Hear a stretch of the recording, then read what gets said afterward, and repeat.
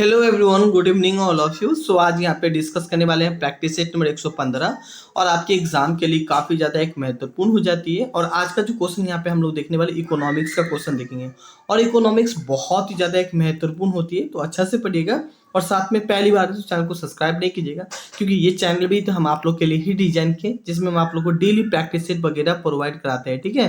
और एक चीज हम आपको बता दें कि देखिए, आज का जो क्वेश्चन जितना भी है ना इकोनॉमिक्स में लिया हूँ, और इकोनॉमिक्स का स्टैटिक पार्ट यहाँ पे लिया हो। इकोनॉमिक्स का दो पार्ट आती है, एक तो करेंट वाला पार्ट आती है और एक स्टैटिक वाला पार्ट आती है। तो ये स्टैटिक वाला पार्ट यहाँ पे करने वाले हैं ना। क्वेश्चन यहाँ पे 1 देखने की कोशिश करें। अर्थव्यवस्था की कौन सी शाखा है जो प्राकृतिक संसाधन के भंडार और प्रदूषण की कमी से संबंधित है, जो तेजी से आर्थिक विकासों का परिणाम है?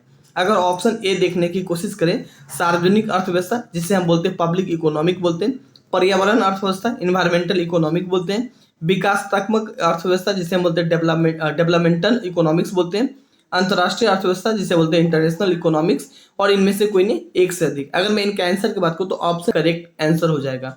थोड़ा सा अगर हम इनके बारे में देखने की कोशिश करें, एंड नाउ यहाँ पे पर्यावरण अर्थव्यवस्था प्राकृतिक संसाधनों का भंडार और प्राकृतिक की कमी से संबंधित है। पर्यावरण भूमि, जल, वायु, ऊर्जा संसाधन, कोयला, तेल, वन, खनिज और धातु का कई अन्य प्राकृतिक संसाधनों को प्रदान करती है, जो अर्थव्यवस्था के आर्थिक विकासों के लिए आवश्यक है, जो तेजी से आर्थिक विकासों का एक परिणाम भी है। नो, इस पॉइंट को थोड़ा सा अपने अकॉर्डिंग हाईलाइट कीजिएगा। देखिए, हो क्या सकता है कि कभी कभी आप लोग के एग्जाम में ये एक्सप्लेनेशन से भी क्वेश्चन पूछ लिया जाए। मतलब जब आप क्वेश्चन करते हैं, मान लीजिए क्वेश्चन एक किया और उसके साथ एक्सप्लेनेशन अगर हम कर दिए तो समझिए 4-5 क्वेश्चन एक्स्ट्रा आप कर लिए, मतलब एक साथ 6 या 7 क्वेश्चन कर लें। ठीक है। तो इस पॉइंट को थोड़ा सा अच्छा से पढ़िएगा, साथ में 1-2 बजे पढ़िएगा ना, तो खुद पे खुद आपको रिवीजन भी हो जाएगा ना। 2 क्वेश्चन यहाँ पे देखें। अर्थव्यवस्था के संदर्भ में ईपीएफ और पी का अर्थ क्या होता है यहाँ पे? ठीक है। पदोन्नति मतलब प्रमोशन होता है, या प्रॉफिट होता है, या यहाँ बात करें भविष्य निधि होता है, या योजना होता है? इनमें से कोई नहीं एक से अधिक। इसका आंसर क्या हो जाएगा? भविष्य निधि हो जाएगा। ऑप्शन सी इसका करेक्ट आंसर हो जाएगा यहाँ पे। ठीक है। थोड़ा सा अगर हम थोड़ा सा इनके बारे में देखने की कोशिश करें तो एम्प्लॉयज प्रोविडेंट फंड जिसे हम बोलते हैं कर्मचारी भविष्य निधि, जिसे हम ईपीएफ के नाम से भी जानते हैं, यह एक ऐसा योजना है जो कर्मचारी अपने मासिक वेतन का एक छोटा सा हिस्सा भविष्य निधि के रूप में बचाता है, ताकि सेवानिवृत्ति मतलब काम अगर आपका खत्म हो जाए, जैसे कि आप जो भी सेवा दे रहे हो कंप्लीट हो जाए, जैसे कि रिटायरमेंट बोलते हैं, रिटायरमेंट होने के पश्चात जब काम करने के सक्षम ना हो, तब इस बचत राशि को उपयोग कर सके, जिसे हम सेवानिवृत्ति का लाभ में जमा होता है। ठीक है। तो नो, इस पॉइंट को थोड़ा सा अपने अकॉर्डिंग हाईलाइट करने की कोशिश कीजिएगा। ये ईपीएफ वाला क्वेश्चन अक्सर आप लोग के एग्जाम में पूछ लिया जाता है यहाँ पे ना। नेक्स्ट क्वेश्चन यहाँ पे देखने की कोशिश करें। एंड नेक्स्ट क्वेश्चन इससे पहले हम आप लोग को बता दें, हम देखिए आप लोग के लिए ऐप डिजाइन करवाए। अगर आपका हिस्ट्री वीक है तो हिस्ट्री देख सकते हैं, पॉलिटी वीक है तो पॉलिटी जाके देख सकते हैं। लेकिन बहुत ही एक मिनिमम चार्ज, जैसे कि 249 रुपया होगा, केवल हिस्ट्री का वीडियो यहाँ पे देख लीजिए, साथ में वीडियो के साथ साथ टेस्ट भी दे लीजिए, सेम टॉपिक बाय टॉपिक यहाँ पे, और कंबाइंड भी लाए। ऐसा नहीं, हर वो तरीका से, जैसे कि आपको हिस्ट्री का ओनली फॉर टेस्ट देना है 69, पॉलिटी का टेस्ट देना है 69 रुपीज। ठीक है। खाली करेंट अफेयर का मैं ज्यादा रखूँ 149 रुपये, क्योंकि करेंट अफेयर 1 साल के लिए वैलिड होगा, 12 मंथ के लिए, बाकी ये आप लोग का 4-5 मंथ के लिए वैलिड होगा। ठीक है। तो मोर देन होगा, 4-5 मंथ में आप कंप्लीट कर लीजिएगा अच्छा से। पॉलिटी देना है, जो भी आपका सब्जेक्ट वीक है आप अपने अकॉर्डिंग दे सकते हैं, एक मिनिमम चार्ज है। बाकी अगर पूरा ज्वाइन करना चाहते हैं तो ये 300 होगा, जिसमें आप यहाँ पे 0025 कूपन कोड यूज करिएगा। ठीक है। नाउ बाकी ज्वाइन कर सकते हैं, जिसमें हम डेली प्रैक्टिस है, topic wise test, current affair, subject wise test, full test, मतलब हम सारा कुछ अवेलेबल करवा रहे हैं। ठीक है। और जल्दी ही बहुत ही कुछ और भी अवेलेबल हो जाएगा यहाँ पे। ठीक है। और जितना बेस्ट हो सकता है हम इतना बेस्ट देने की कोशिश करते हैं आप लोग के लिए। क्वेश्चन 3 यहाँ पे देखें। भारत को मिश्रित अर्थव्यवस्था किसके अस्तित्व के कारण कहा जाता है? सार्वजनिक क्षेत्रों के कारण, निजी क्षेत्रों के कारण, या संयुक्त क्षेत्रों के कारण, या सहकारी क्षेत्रों के कारण? देखिए, जो मिश्रित अर्थव्यवस्था होता है तो वहां पे क्या होता है कि प्राइवेट तो होता ही पार्टनर, ठीक है, और साथ में साथ क्या होता है, पब्लिक भी इसका पार्टनर होता है। तो मतलब ठीक है, तो पब्लिक सेक्टर और प्लस प्राइवेट को मिला दीजिए, मतलब 1 और 2 दोनों को अगर मिला दे तो क्या बोलेंगे? मिश्रित अर्थव्यवस्था बोलेंगे यहाँ पे। तो भारत में ऑलरेडी मिश्रित अर्थव्यवस्था है, तो 1 और 2 तो बिल्कुल करेक्ट हो जाएगा यहाँ पे। 1 3 तो नहीं होगा, 3 4 भी नहीं होगा, 2 4 भी नहीं होगा, इनमें से कोई नहीं भी होगा। ऑप्शन ए को टिक लगा के चले आइएगा अपने एग्जाम में ना। थोड़ा सा आगे देखिए, यहाँ पे देख सकते हैं, ये प्राइवेट और जब पब्लिक दोनों अगर मिल जाए तो इन्हें हम बोलेंगे मिश्रित अर्थव्यवस्था बोलेंगे। एक अर्थव्यवस्था जिसमें निजी क्षेत्र और सरकार दोनों शामिल हो उसे हम मिश्रित अर्थव्यवस्था बोलते हैं। ठीक है। और भारतीय अर्थव्यवस्था किस तरह का है? मिश्रित अर्थव्यवस्था है यहाँ पे। नाउ नेक्स्ट क्वेश्चन यहाँ पे देखने की कोशिश करें एंड 4 क्वेश्चन देखें। निम्न में से कौन सा भारतीय अर्थव्यवस्था का प्राकृतिक कर का वर्णन करता है? यहाँ पे मिश्रित अर्थव्यवस्था ये पूछ रहा है। क्वेश्चन को सही से पढ़िएगा, दिमाग खोल के। मैं 12 बोलता हूँ, एग्जाम हॉल में कभी कभी क्या होता है, ये भी चीज होगा यार, ये चीज आता होगा छूट गया, तो ये सब चीज को आपको देखना है यहाँ पे। मिश्रित अर्थव्यवस्था बिल्कुल भाई, भारत में तो मिश्रित अर्थव्यवस्था, समाजवादी, ठीक है। बाकी ये सारा नहीं होगा, पूंजीवादी सब नहीं होगा, ऑप्शन ये भी नहीं होगा, ठीक है। ऑप्शन ए इसका करेक्ट आंसर हो जाएगा यहाँ पे। थोड़ा सा इनके बारे में देखने की कोशिश करें। अर्थव्यवस्था की प्राकृतिक के आधार अगर बात करें, विश्व में प्रमुख 3 प्रकार के अर्थव्यवस्था विभाजित किया गया। पहला बात करें पूंजीवादी, दूसरा समाजवादी और तीसरा मिश्रित, ठीक है। थोड़ा सा इन तीनों के बारे में हम देखने की कोशिश करें, ठीक है। और इकोनॉमिक्स का कहीं ना कहीं एक महत्वपूर्ण टॉपिक भी ये हो जाती है। तो पूंजीवादी अर्थव्यवस्था किसे बोलते हैं? देखिए, जो फ्रेशर स्टूडेंट है इनको ये सब चीज समझ में नहीं आता होगा, थोड़ा बहुत भी नहीं आता होगा, क्योंकि उन्हें कुछ पल्ला ही नहीं पड़ रहा होगा। जो पुराने होंगे तो वो अपने अकॉर्डिंग, मैं 12 बोलता हूँ, उनको बहुत कुछ समझ में आता होगा। तो जो पहली बार तैयारी करते हैं उनको जरूर शेयर कीजिए, मैं 12 बोल रहा हूँ, उनको शेयर कीजिए, उनके लिए काफी ज्यादा एक महत्वपूर्ण हो जाती है। पूंजीवादी अर्थव्यवस्था पूंजी का आर्थिक प्रणाली है जिसमें किसी भी प्रकार की निजी संस्था या कोई निजी व्यवसाय पूंजीगत वस्तु का मालिक होता है यहाँ पे। और यह अर्थव्यवस्था मूल रूप से बात करें निजीकरण पर केंद्रित होता है, जैसे कि अमेरिका, ठीक है।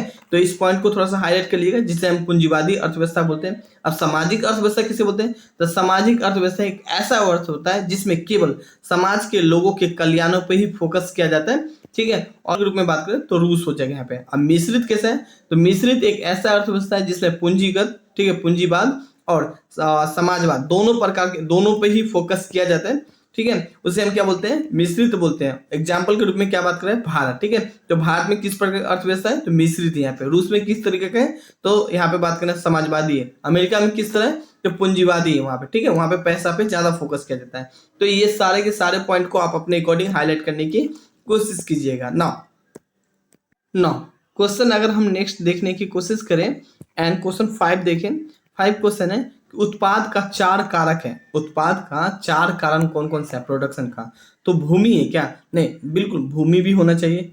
श्रम मतलब लेबर का भी जरूरत पड़ेगा, बिल्कुल भाई ये दो। पूंजी का भी जरूरत पड़ेगा और संगठन का भी जरूरत पड़ेगा, मतलब ये तीनों चारों चीज का हमें जरूरत पड़ेगा। मतलब ऑप्शन ए तो बिल्कुल सही बात है। अब ऑप्शन बी देख लेते हैं। भूमि का जरूरत पड़ेगा, बिल्कुल सही जरूरत पड़ेगा। मगर उत्पादन के लिए बिजली नहीं भी है फिर भी चलने वाला है यहाँ पे, ठीक है। सपोज दैट आप आलू प्याज या कुछ भी उत्पादन करते हैं तो भाई एक सबसे पहले हमें जमीन चाहिए, जमीन के साथ लेबर चाहिए, ठीक है, उनके साथ थोड़ा पूंजी चाहिए भाई, बीज वगैरह लगाना या फर्टिलाइजर या जो भी कुछ करना है, ठीक है। उनके अलावा अकेला नहीं भाई, बहुत बड़ा खेत है तो काफी सारा आदमी चाहिए। मगर यहाँ बिजली का देख रहे कोई रोल नहीं है तो बिजली नहीं भी रहेगा, चलने वाला है यहाँ पे, ठीक है। आप जल को भी लगा सकते हैं भाई, जल तो जरूरत है, बट यहाँ पे बात करने वाले मिट्टी में ऑलरेडी होता है यहाँ पे, ठीक है। तो अब बी को आप इसी तरह काट सकते हैं, ठीक है। वर्षा को भी आप काट सकते हैं यहाँ पे, वर्षा वाले पार्ट को भी आप मौसम वगैरह पार्ट को भी काट सकते हैं।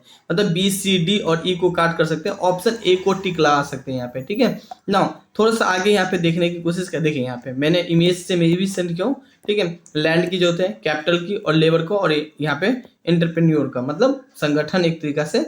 नाउ थोड़ा सा इनके बारे में देखें। उत्पादन का कारण देखिए, वह संसाधन है जिनका उपयोग हम उत्पादन में किया जाता है।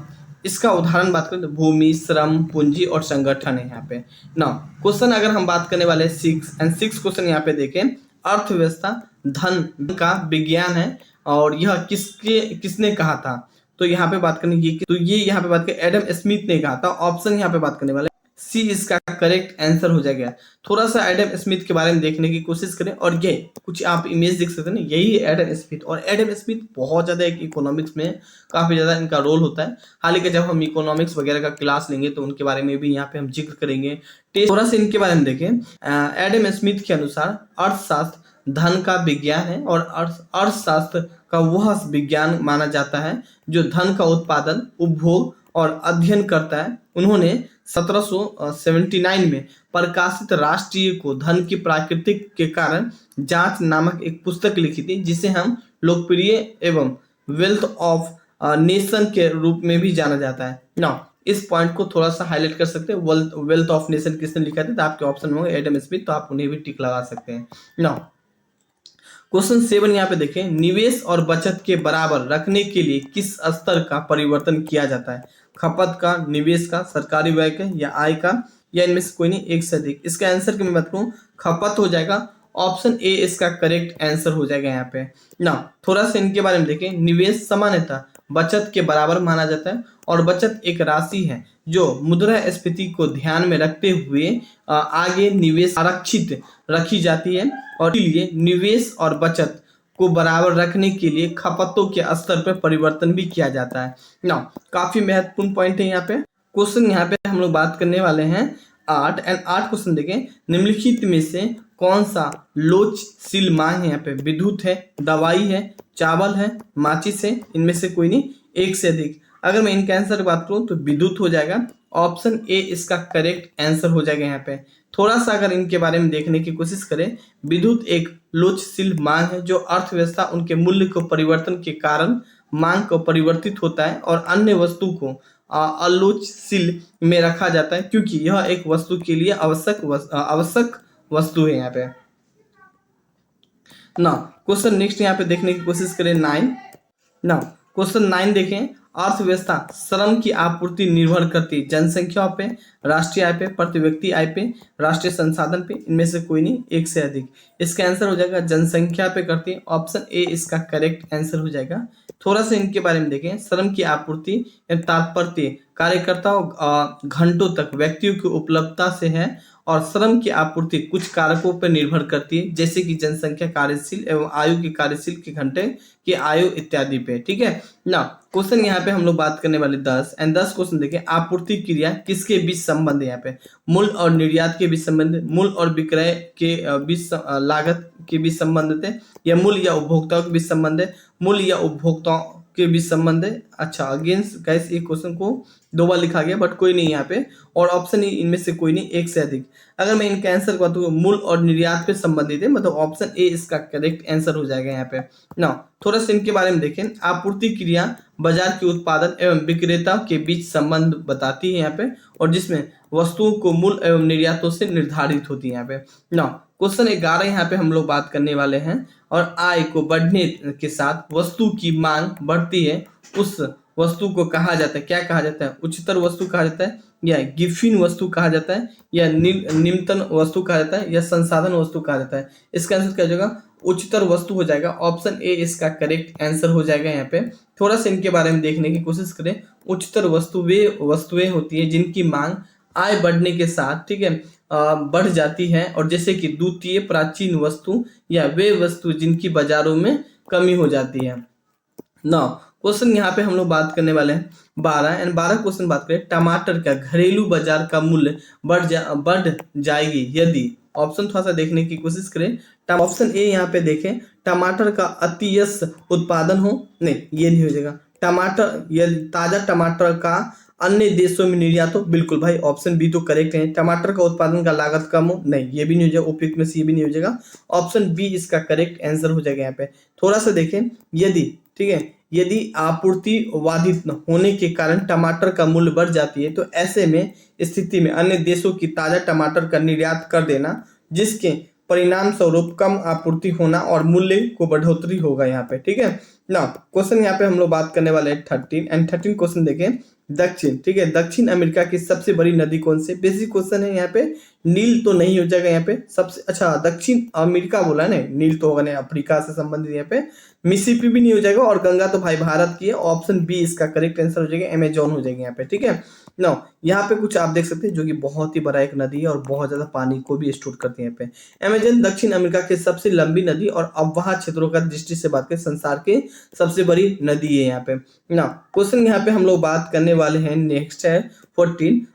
यहाँ पे बात करें सहजीवी पर उनकी चारों ओर पर्यावरणों का प्रभाव का अध्ययन को क्या कहते हैं?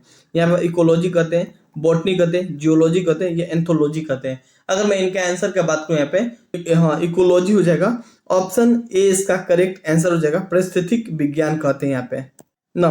क्वेश्चन अगर हम नेक्स्ट देखने की कोशिश करें, नेक्स्ट क्वेश्चन है मृदा, सॉरी गाइस यहाँ पे नेक्स्ट क्वेश्चन है 15। मृदा के अध्ययन को क्या कहते हैं? यहाँ पे तो पेडोलॉजी कहते हैं। बिल्कुल भाई ऑप्शन ए यहाँ पे बायोनिक्स नहीं हो जाएगा, यहाँ पे मायोलॉजी भी नहीं हो जाएगा, इनमें से कोई नहीं हो जाएगा, पेडोलॉजी हो जाएगा। ऑप्शन ए इसका करेक्ट आंसर हो जाएगा। यहाँ पे बेसिक बेसिक है, कभी कभी पूछ लिया जाता है इस टाइप का क्वेश्चन। नाउ विटामिन सी सबसे उत्तम सोर्स है सेब में क्या? नहीं भाई, सेब में नहीं है उत्तम, मतलब सबसे अच्छी सोर्स नहीं। आम में नहीं, दूध में नहीं, आंवला में हो जाएगा उत्तम। ऑप्शन सी इसका करेक्ट आंसर हो जाएगा यहाँ पे। ठीक है, थोड़ा सा इनके बारे में देखें। विटामिन सी का रासायनिक अगर नाम बात करते हैं एस्कॉर्बिक अम्ल है तथा, ठीक है, इसका सबसे उत्तम सोर्स बात करें तो आंवला है। और इसके अलावा यह खट्टे फलों जैसे नींबू, संतरा, मौसमी इत्यादि एक प्रचुर मात्रा में भी पाए जाते हैं। तो इस पॉइंट को थोड़ा सा हाईलाइट कीजिएगा, काफी एक महत्वपूर्ण होगा आपके एग्जाम के लिए।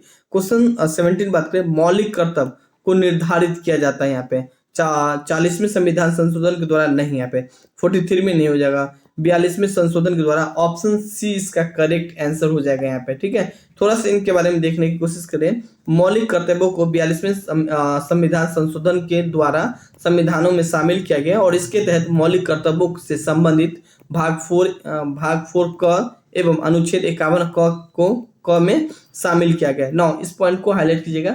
तो गाइस आज के लिए है ना, हम इतना ही क्वेश्चन रखें, कल हम लोग फिर मिलेंगे। देखिए जब तक मेरी सांस से मैं 12 बोल रहा हूँ तब तक हम आप लोग के लिए प्रोवाइड करें। बस आपका काम यही रहेगा, पढ़ना किसी भी तरह। ठीक है, और जितना बेस्ट हो सकता है हम इतना बेस्ट देने की कोशिश करते हैं। जितना प्राइस कम करने का मन होता है हम इतना प्राइस भी कम करते हैं। 49 रुपीज 69 रुपीज में हिस्ट्री, पॉलिटी, ज्योग्राफी जिसका भी टेस्ट देना चाहते हैं आप जाके जो भी सेक्शन आपको वीक लगे उसका दीजिए। आप जो ऑलरेडी स्ट्रॉन्ग है उसका टेस्ट देके क्या फायदा है यहाँ पे। ठीक है, तो उनका टेस्ट आप लोग दीजिए। इसी तरह जिसका कम वीक है इसका आप वीडियो जरूर देखिए। ठीक है, तो गाइस आज के लिए बस इतना ही। Thank you and have a nice day.